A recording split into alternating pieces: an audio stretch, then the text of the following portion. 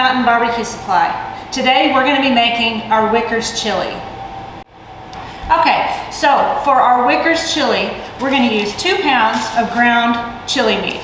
If you can't find ground chili meat at the store, you can get ground beef, or you can ask your butcher to grind up 2 pounds of a chuck as a chili texture. He'll know what you mean.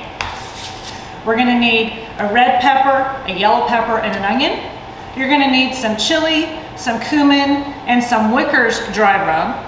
You're going to need a little bit of garlic, some black beans, some fire roasted tomatoes, some tomato paste, and some Wickers Mesquite marinade. This is great. Okay, so we have browned our meat and set it aside.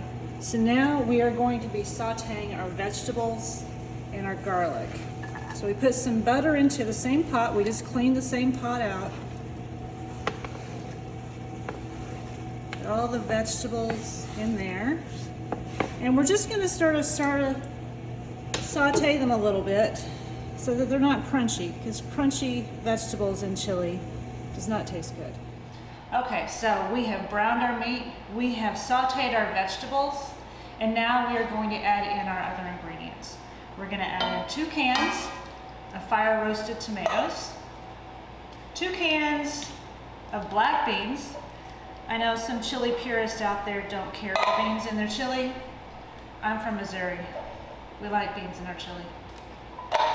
We're going to add in 2 tablespoons of Wickers dry rub, 2 tablespoons chili powder, and 2 tablespoons cumin.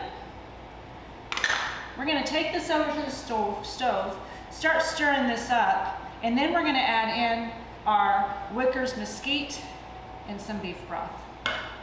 At that point, we're going to let it sit on the back burner and simmer for a couple hours.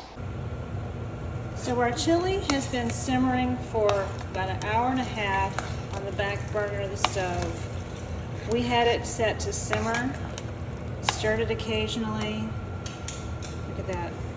Now we're going to add a little bit of Masa in. Not a lot, just a couple of teaspoons, just to thicken it just a little. Oh, hello.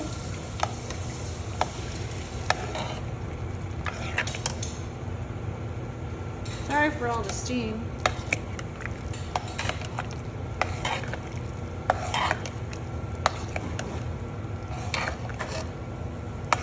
There you go, y'all. Chili is ready to serve. We would like to thank the Farmstead at Woodson Ridge for the use of their wonderful test kitchen. Be sure and check out their website at the bottom of our description for this video.